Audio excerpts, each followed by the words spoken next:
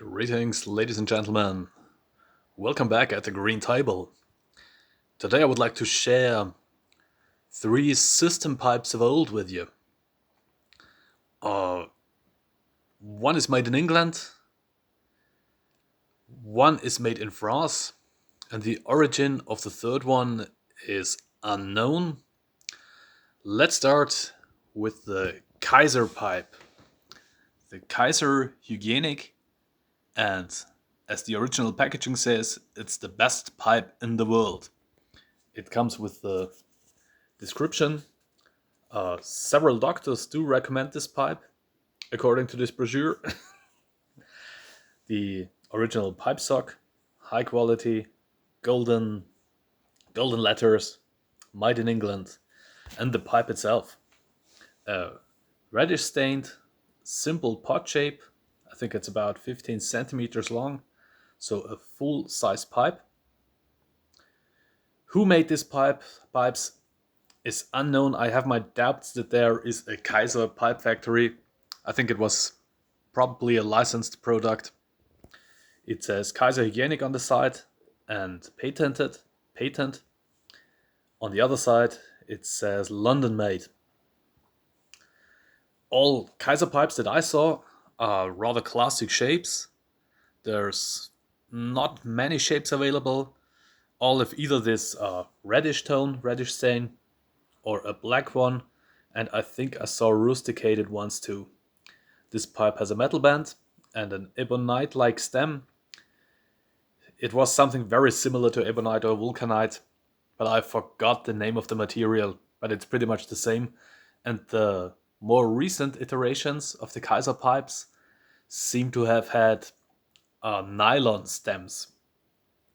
So if I had to choose, I would take the ebonite stems over nylon, because nylon isn't that resistant to teeth marks, whatever.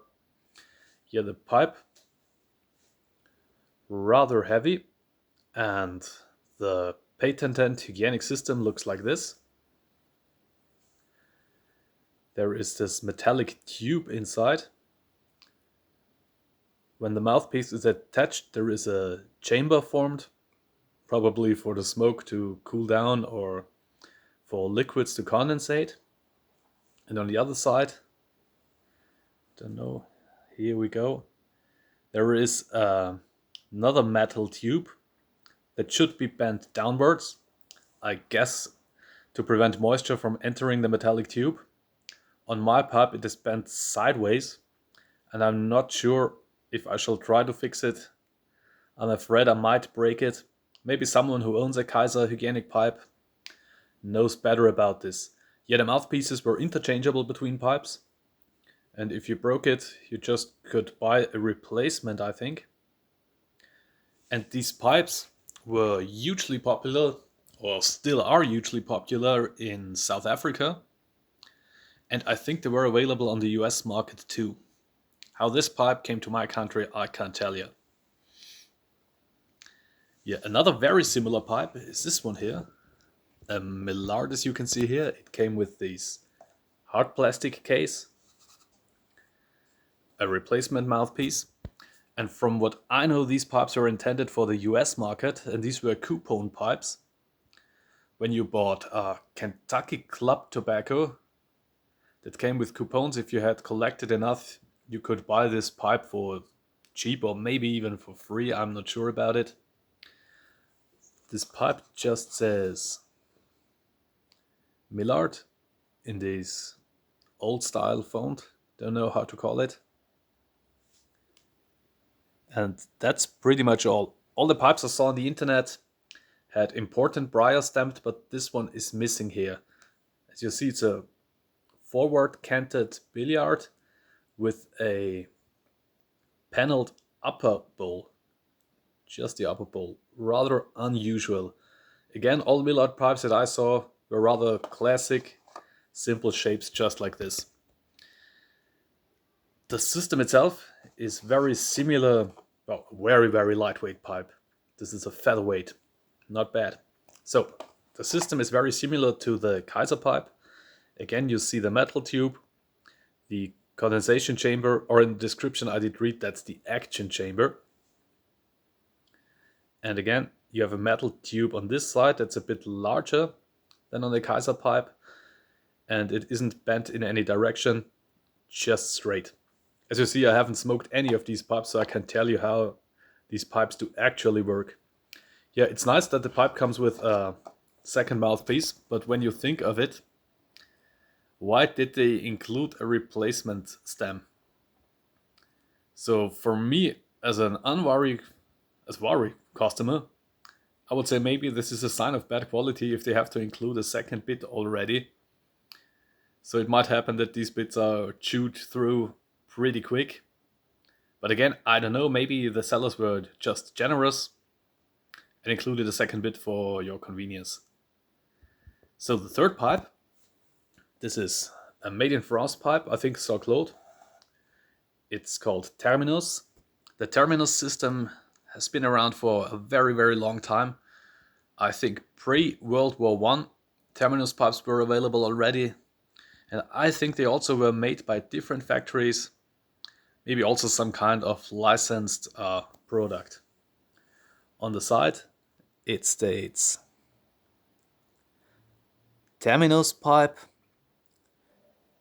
Brevet in some letters. This means registered trademark, I think.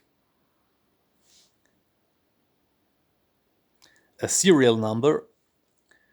There are some hallmarks on the metal part, and I think these are fake hallmarks.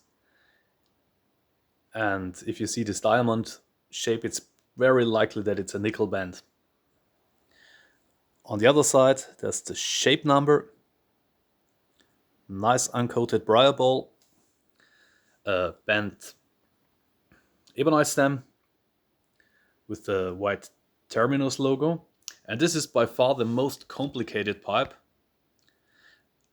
of them three, and probably the reason why Terminus pipes haven't been that big of a success. But on the other hand, they've been around for quite a while, and I think they might have been in production up to the 80s or maybe 90s.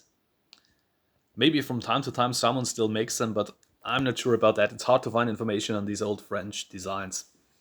So again,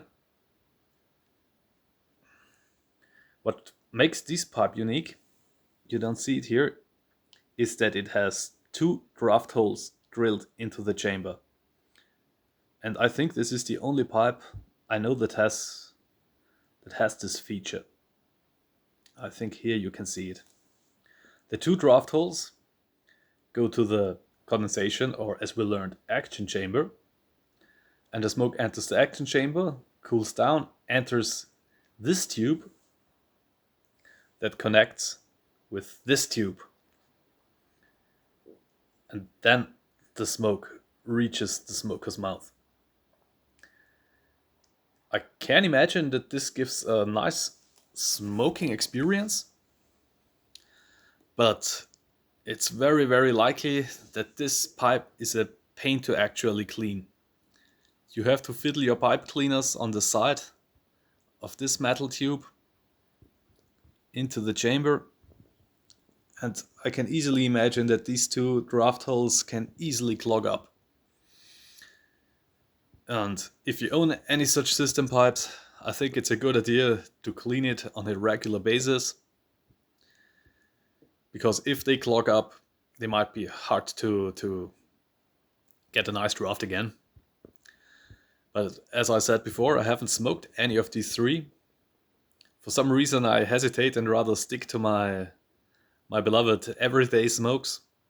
But if I ever fire up one of those, I surely let you know what the smoking experience is. So thanks again for watching. See you next time. Cheers.